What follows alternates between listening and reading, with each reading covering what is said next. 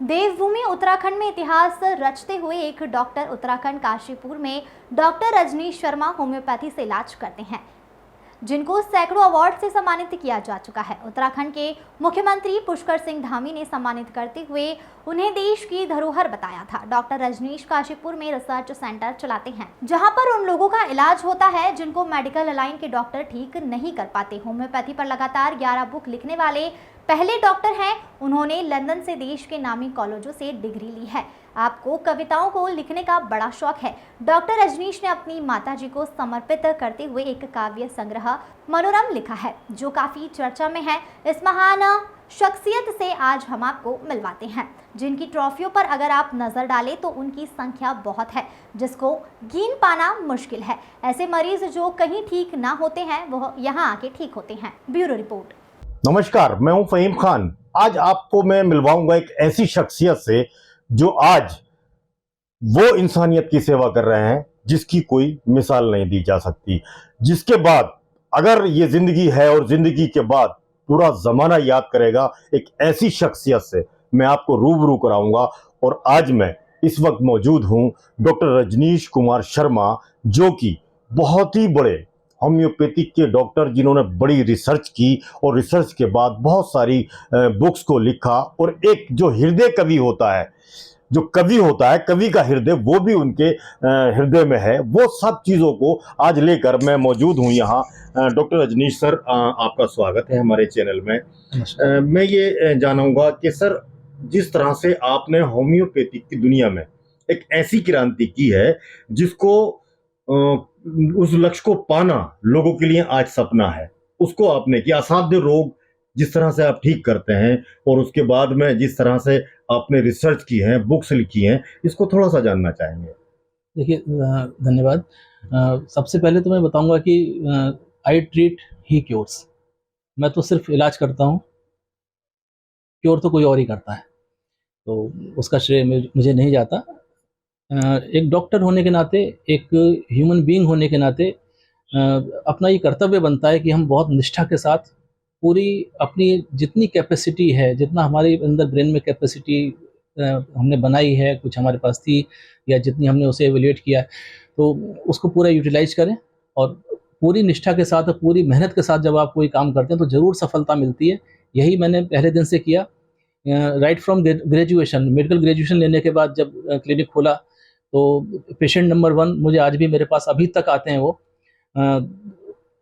उनको देखने में मुझे कम से कम 15 मिनट का समय लगा, जबकि उन्हें बहुत छोटी सी बीमारी, खाली जुकाम बुखार था। और 1-2 दिन के अंदर वो बिल्कुल पूरे ठीक जब हुए, तो उन्होंने आगे फिर दूसरे को, तीसरे को बताते चले गए। तो पूरी श्रद्धा, निष्ठा और पूरी अपनी ऊर्जा के साथ, समर्पण के साथ जब काम किया जाता है तो पूरा होता है। वही मेरे साथ हुआ। आज मैं जिस मुकाम पर पहुंचा हूं, ये सब बहुत मेहनत का फल है, और इसमें सबकी शुभकामनाएं, उनका समावेश बहुत जरूरी था जो मेरे साथ है। और आपका भी मैं बहुत धन्यवाद। डिग्रियां कहाँ से ली हैं आपने? मेडिकल ग्रेजुएशन में मैंने पूना से डिग्री ली है, कानपुर से ली है, जयपुर से ली है, यूके से डिग्रियां ली हैं, और बाकी अभी भी छोटे मोटे कोर्सेज मैंने कई जगह से किए हैं, जिसमें सबसे बड़ी डिग्री जो होती है वो होम्योपैथी की डिग्री को सबसे बड़ा डिग्री मैं अपने लिए बोलूँगा। होम्योपैथी। अच्छा सर, ऐसे रोग जो बिल्कुल ठीक नहीं होते, मेडिकल साइंस कहता है कि अब ये ठीक नहीं होंगे, इनका कोई इलाज नहीं, इस तरह की चीज़ों को आप बड़े आराम से और बड़ी जल्दी कवर करते हैं। इसके लिए कितना संघर्ष रिसर्च में आपके बीता और किस तरह से इसको कर पाए आप? देखिए, सबसे पहले तो हमें ये देखना पड़ता है कि बीमारी क्यों हुई है, और जब हम उसका कारण ढूंढ लेते हैं तो उस बीमारी के कारण को निदान करने की कोशिश करते हैं। अगर कारण हट जाए तो बीमारी अपने आप ठीक हो जाती है, बीमारी के इलाज की ज़रूरत ही नहीं है। दूसरा, उस बीमारी से नुकसान कितना हुआ है, वो क्षति पूर्ति जो बॉडी के अंदर हुई है, अगर वो रिपेयरेबल है तो उसको हम रिपेयर करें। अगर वो मेडिसिन से रिपेयर हो सकती है तो मेडिसिन से रिपेयर होगी, और अगर मेडिसिन से रिपेयर नहीं हो सकती, इतनी ज़्यादा क्षति हो चुकी है कि सर्जरी की ज़रूरत है, तो वो रेफ़र कर देते हैं। लेकिन बहुत से केसेज़ में ऐसा होता है कि इंसान की अपनी आदतों की वजह से ही बीमार होता है। तो अगर हम उसको गाइड कर दें कि भाई आप इस तरह से अपने जीवन को सुधारें, अपना रहन सहन, अपनी दैनिक दिनचर्या, अपनी मानसिक तनाव, ये सब चीज़ों को मैनेज करें, सही से उसको जिएं, और थोड़ा खुशी का वातावरण, प्रेम का वातावरण बढ़ाएं, तो आधी बीमारियां तो वैसे ही खत्म हो जाती हैं। और सबसे बड़ी प्रैक्टिकल बात बताऊं कि 50% लोग तो बीमारी नहीं होते, जितने ओपीडी में पेशेंट्स आते हैं 50% को तो समझाने से ठीक हो जाते हैं, समझाने से। उन्हें कुछ नहीं होता। अच्छा, जैसे बहुत खतरनाक रोग हैं, जैसे अर्थराइटिस है, गठिया है, ये ऐसे रोग हैं जो डॉक्टर से ठीक नहीं हो पाते हैं। शुगर है और जैसे बहुत सारी गंभीर बीमारियां हैं, तो किन किन चीजों पर आपको खास तौर से महारत हासिल है? देखिए, होम्योपैथ होने के नाते मैं ये तो नहीं बोल सकता कि किसी पर्टिकुलर चीज़ का मैं स्पेशलिस्ट हूँ। मेरा इंटरेस्ट असाध्य रोगों में है, और असाध्य का मतलब होता है जो जनरल ट्रीटमेंट देने से ठीक नहीं हो पा रहे हों, उनमें अगर हम थोड़ा-सा लेटरल थिंकिंग करके देखें कि ये बीमारी का कॉज़ क्या था। सपोज़ जैसे आपने आर्थराइटिस की बात कही, आर्थराइटिस तो बहुत तरह का होता है। अगर उसको मेटाबॉलिक डिज़ीज़ है कोई, उसकी वजह से आर्थराइटिस डेवलप हुआ है, तो हम उसकी डाइट कंट्रोल करें, या उसका कोई जेनेटिक फैक्टर है तो उसके लिए हम कोई उसकी कॉन्स्टिट्यूशनल ट्रीटमेंट जिससे हम उसके जीन तक पहुंच सकें। कोई उसको ऑटो इम्यून डिसऑर्डर है तो हम उसकी ऑटो इम्यूनिटी को टच करें, उसकी जो सिमिलम रेमेडी इंडिविजुअलाइजेशन करें, उसकी करेक्टरिस्टिक जो उसकी रेमेडी निकलेगी, कॉन्स्टिट्यूशनल रेमेडी हम ढूंढें, वो दें, तो उसका समूल रोकन निराकरण हो सकता है। लेकिन उसके लिए हमें बस मेहनत तो करनी पड़ेगी कि हम उसका एक इंडिविजुअलाइज्ड अप्रोच, हम होलिस्टिक अप्रोच हम लगाएं, और उसका कॉन्स्टिट्यूशन एनालिसिस ज़रूर करें। अगर हम उसके कॉन्स्टिट्यूशन को पहचान सकते हैं तो हम उसको समूल उसकी बीमारी को ठीक भी कर सकते हैं। अच्छा, मैंने देखा कि यहाँ से कोई निराश नहीं गया। लोगों ने जैसा इलाज कराया उसके बाद वो बिल्कुल कंप्लीट ठीक हुए हैं। उसके बाद में जिस तरह से आपने ये तरक्की की है, प्रगति की है, रिसर्च सेंटर आपने ये खोला है, आपने बहुत सारी बुक्स भी लिखी है, मैं उनको समझना चाहूँगा कि किस किस बुक्स को आपने इस लाइन में लिखा है और लोगों ने उसको कितना पढ़ना शुरू किया है? देखिए, जो ट्रीटमेंट की जो करने का जो तरीका होता है, हर डॉक्टर का अलग-अलग होता है। तो 2 तरह के ट्रीटमेंट होते हैं। एक तरह का ट्रीटमेंट होता है कि हम पेशेंट को रिलीफ दे दें। पेशेंट खुश होके चला गया कि हाँ, डॉक्टर साहब के पास गए थे, हमें बड़ा आराम मिला या हम ठीक हो गए।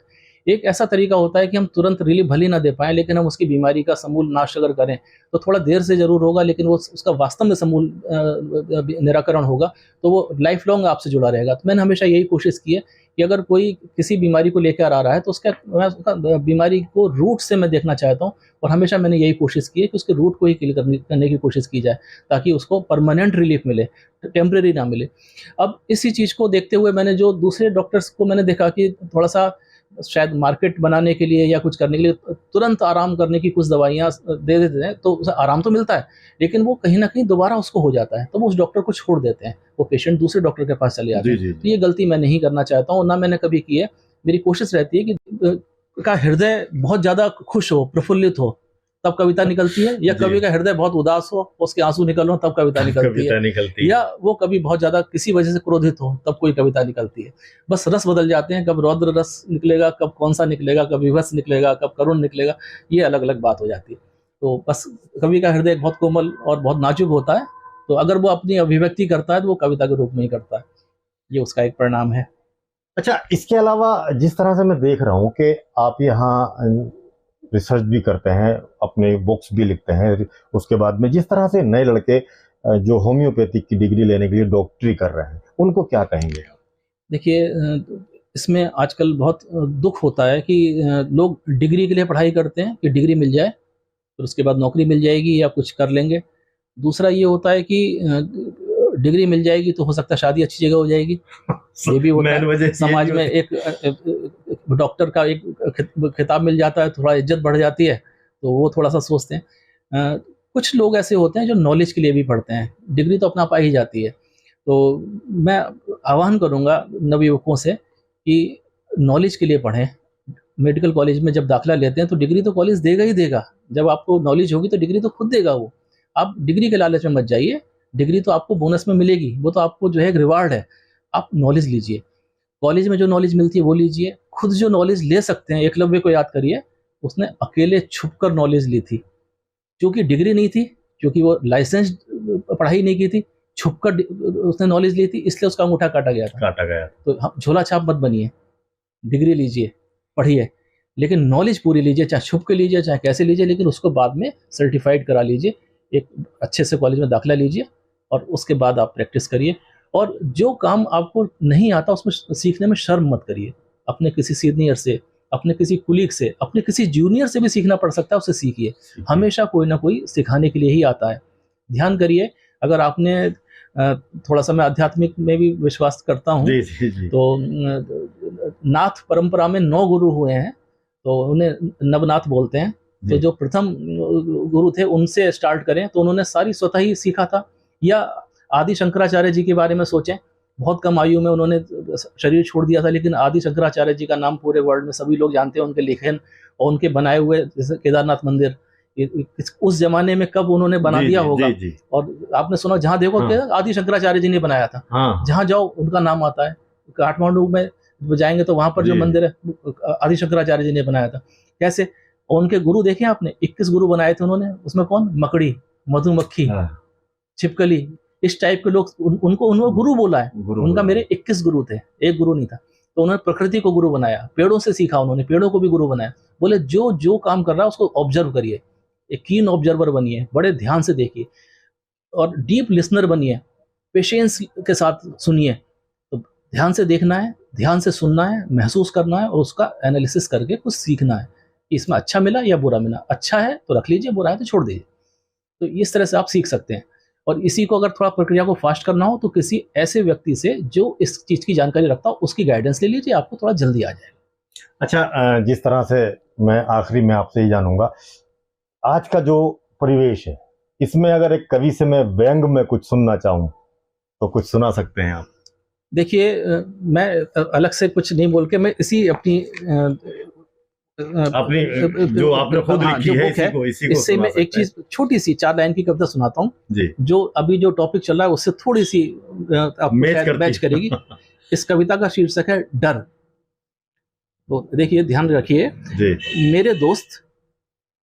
मेरे दोस्त शूलों को समझा लो। शूल माने कांटे जो हमें नुकसान पहुंचाते हैं। मेरे दोस्त शूलों को समझा लो, इनसे कह दो मुझसे दूर ही रहें। मेरे दोस्त शूलों को समझा लो, इनसे कह दो मुझसे दूर ही रहें, कहीं मुझे छू ना जाए। छू ना जाए।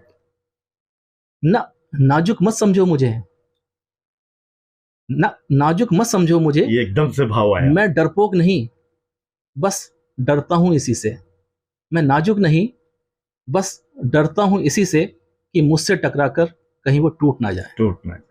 तो ये एक व्यंग भी है और इसमें एक संदेश है कि अगर कोई हमें नुकसान पहुंचाने की प्रवृत्ति वाला कोई हमारे पास आता है तो हम उससे कहें कि भैया आप हमसे दूर रहें, आप हमें कष्ट ना दें।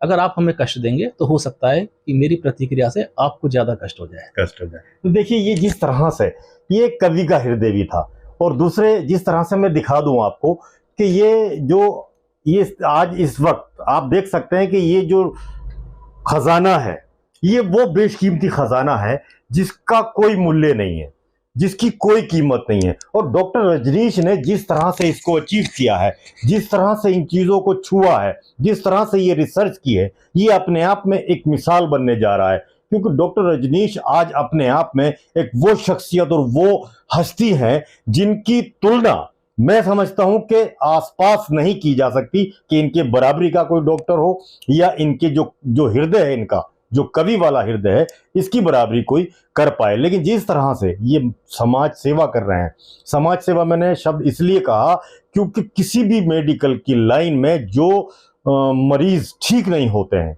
वो मैंने यहाँ ठीक होते देखे हैं।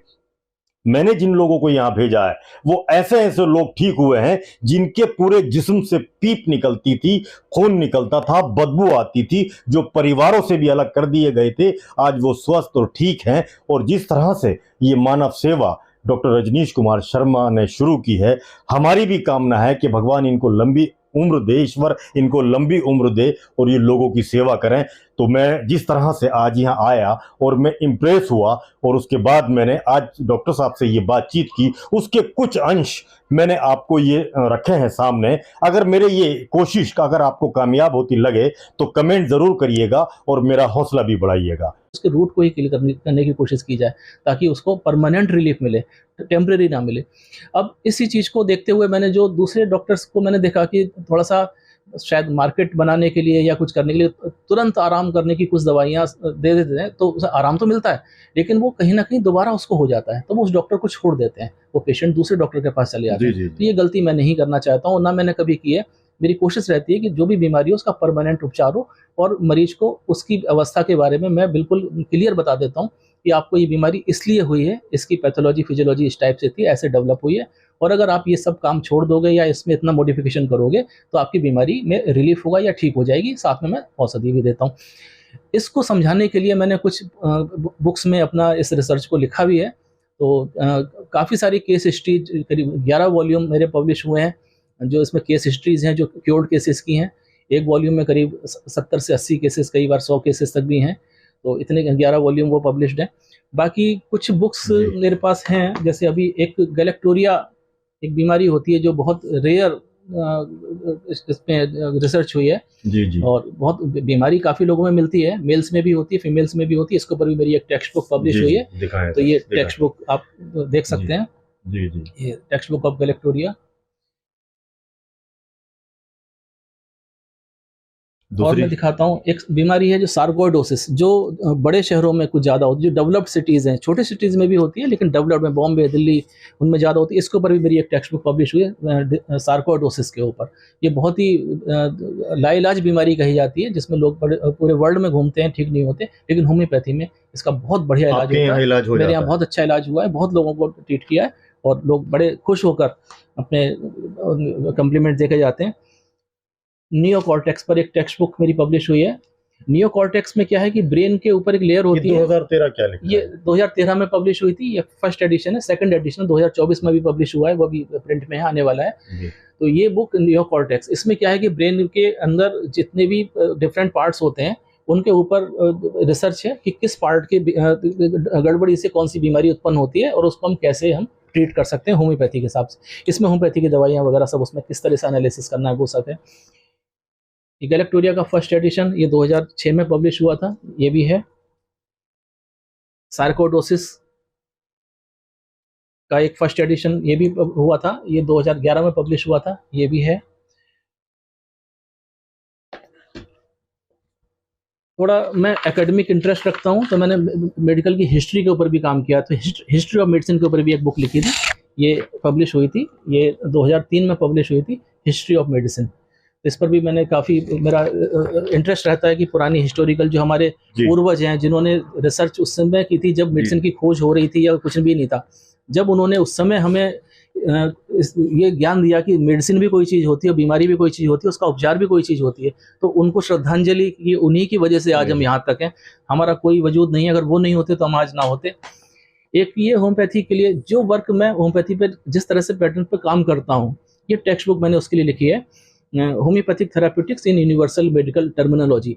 इसमें जो जिस तरह से मैं बता रहा था कि इस बीमारी का समूल नाश करने के लिए तो हर बीमारी के ऊपर किस तरीके से होम्योपैथी दवाई अप्लाई करनी है, ये इसमें सब दिया गया है। कि कैसे कोई पेशेंट हमारे पास आता है, हम उसे कैसे एनालाइज करेंगे, उसको हम कैसे पहचानेंगे, उसको क्यों बीमारी हुई, कितनी डेप्थ तक बीमारी है, क्योरेटिबिलिटी कितनी है, कितना वो क्योर होगा, क्योर नहीं होगा, फिर उसकी मेडिसिन हम कैसे सेलेक्ट करेंगे, और सेलेक्ट करेंगे तो कौन सी होगी, कितनी मात्रा में दी जाएगी, और कैसे उसका उपचार आगे बढ़ाना है।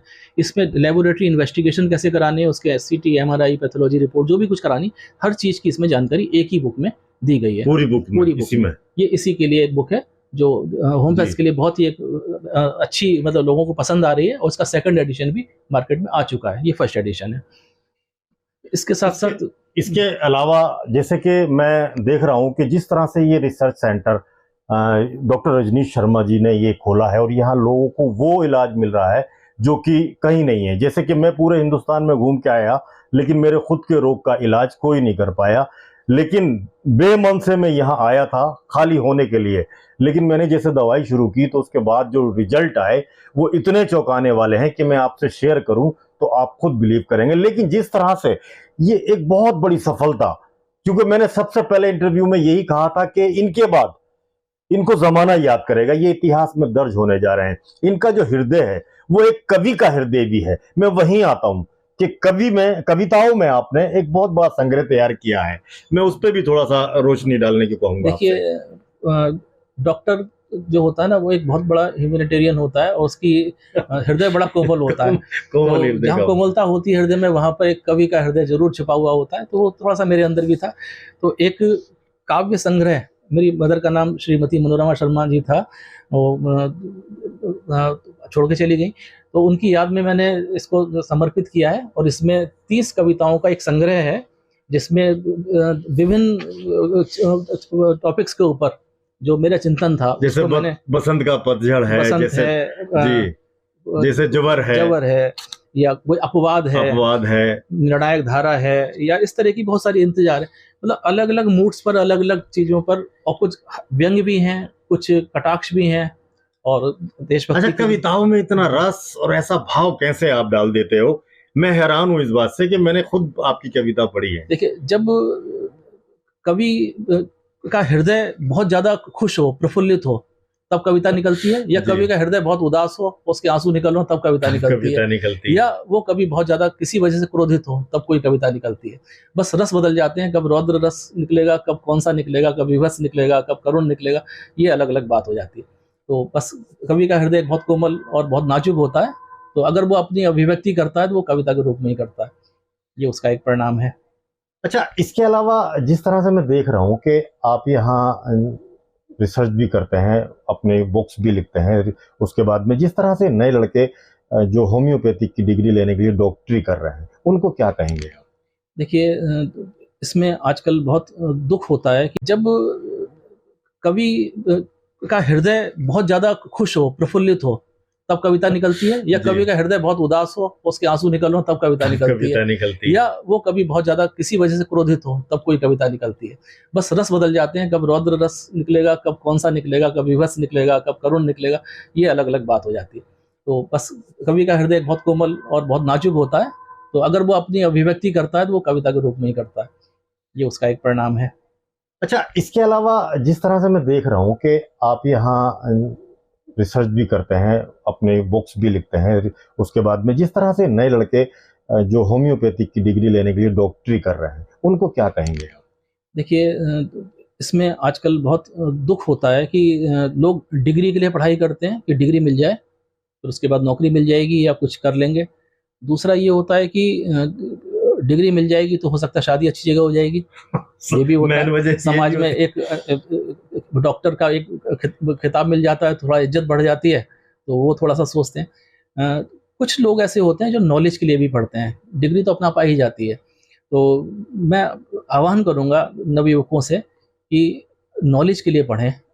मेडिकल कॉलेज में जब दाखिला लेते हैं तो डिग्री तो कॉलेज देगा ही देगा, जब आपको नॉलेज होगी तो डिग्री तो खुद देगा वो। आप डिग्री के लालच में मत जाइए, डिग्री तो आपको बोनस में मिलेगी, वो तो आपको जो है एक रिवार्ड है। आप नॉलेज लीजिए, कॉलेज में जो नॉलेज मिलती है वो लीजिए, खुद जो नॉलेज ले सकते हैं। एकलव्य को याद करिए, उसने अकेले छुपकर नॉलेज ली थी, क्योंकि डिग्री नहीं थी, क्योंकि वो लाइसेंस पढ़ाई नहीं की थी, छुपकर उसने नॉलेज ली थी, इसलिए उसका अंगूठा काटा गया। तो हम झोला छाप मत बनिए, डिग्री लीजिए, पढ़िए, लेकिन नॉलेज पूरी लीजिए, चाहे छुप के लीजिए चाहे कैसे लीजिए, लेकिन उसको बाद में सर्टिफाइड करा लीजिए, एक अच्छे से कॉलेज में दाखिला लीजिए और उसके बाद आप प्रैक्टिस करिए। और जो काम आपको नहीं आता उसमें सीखने में शर्म मत करिए। अपने किसी सीनियर से, अपने किसी कुलीग से, अपने किसी जूनियर से भी सीखना पड़ सकता है, उससे सीखिए। हमेशा कोई ना कोई सिखाने के लिए ही आता है। ध्यान करिए, अगर आपने थोड़ा सा, मैं आध्यात्मिक में भी विश्वास करता हूँ, तो नाथ परंपरा में 9 गुरु हुए हैं, तो उन्हें नवनाथ बोलते हैं। तो जो प्रथम गुरु थे उनसे स्टार्ट करें, तो उन्होंने सारी स्वतः ही सीखा था। या आदि शंकराचार्य जी के बारे में सोचें, बहुत कम आयु में उन्होंने शरीर छोड़ दिया था, लेकिन आदि शंकराचार्य जी का नाम पूरे वर्ल्ड में सभी लोग जानते हैं, उनके लेखन और उनके बनाए हुए, जैसे केदारनाथ मंदिर, उस जमाने में कब उन्होंने बना दिया होगा। और आपने सुना, जहाँ देखो आदि शंकराचार्य जी ने बनाया था, जहाँ जाओ उनका नाम आता है। काठमांडू में जाएंगे तो वहां पर जो मंदिर है आदि शंकराचार्य जी ने बनाया था। कैसे उनके गुरु देखे आपने, 21 गुरु बनाए थे उन्होंने। उसमें कौन? मकड़ी, मधुमक्खी, छिपकली, इस टाइप के लोग, उनको गुरु बोला है। उनका मेरे 21 गुरु थे, एक गुरु नहीं था।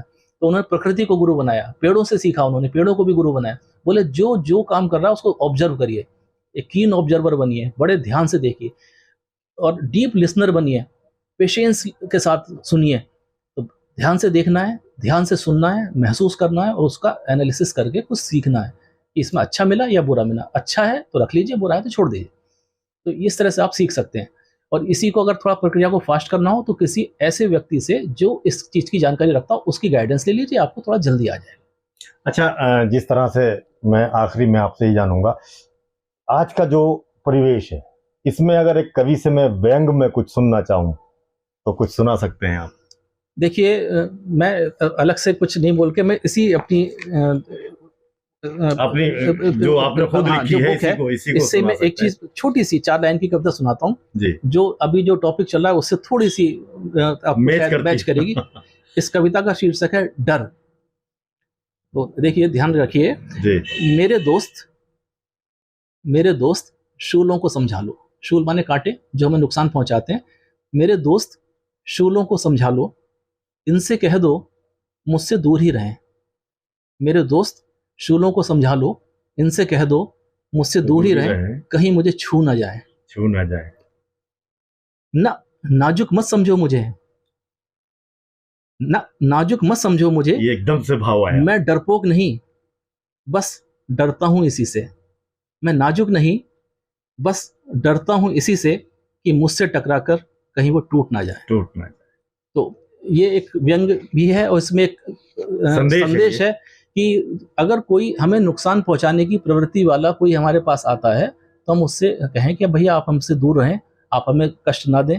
अगर आप हमें कष्ट देंगे तो हो सकता है कि मेरी प्रतिक्रिया से आपको ज्यादा कष्ट हो जाए। तो देखिए, ये जिस तरह से ये कवि का हृदय भी था, और दूसरे जिस तरह से मैं दिखा दूं आपको कि ये आज इस वक्त आप देख सकते हैं कि ये जो खजाना है, ये वो बेशकीमती खजाना है जिसका कोई मूल्य नहीं है, जिसकी कोई कीमत नहीं है। और डॉक्टर रजनीश ने जिस तरह से इसको अचीव किया है, जिस तरह से इन चीज़ों को छुआ है, जिस तरह से ये रिसर्च की है, ये अपने आप में एक मिसाल बनने जा रहा है। क्योंकि डॉक्टर रजनीश आज अपने आप में एक वो शख्सियत और वो हस्ती है जिनकी तुलना मैं समझता हूं कि आसपास नहीं की जा सकती कि इनके बराबरी का कोई डॉक्टर हो, या इनके जो जो हृदय है, इनका जो कवि वाला हृदय है, इसकी बराबरी कोई कर पाए। लेकिन जिस तरह से ये समाज सेवा कर रहे हैं, समाज सेवा मैंने शब्द इसलिए कहा क्योंकि किसी भी मेडिकल की लाइन में जो मरीज ठीक नहीं होते हैं वो मैंने यहाँ ठीक होते देखे हैं। मैंने जिन लोगों को यहां भेजा है वो ऐसे ऐसे लोग ठीक हुए हैं जिनके पूरे जिस्म से पीप निकलती थी, खून निकलता था, बदबू आती थी, जो परिवारों से भी अलग कर दिए गए थे, आज वो स्वस्थ और ठीक हैं। और जिस तरह से ये मानव सेवा डॉक्टर रजनीश कुमार शर्मा ने शुरू की है, हमारी भी कामना है कि भगवान इनको लंबी उम्र दे, ईश्वर इनको लंबी उम्र दे और ये लोगों की सेवा करें। तो मैं जिस तरह से आज यहाँ आया और मैं इम्प्रेस हुआ, और उसके बाद मैंने आज डॉक्टर साहब से ये बातचीत की, उसके कुछ अंश मैंने आपको ये रखे हैं सामने। अगर मेरे ये कोशिश का अगर आपको कामयाब होती लगे तो कमेंट ज़रूर करिएगा और मेरा हौसला भी बढ़ाइएगा।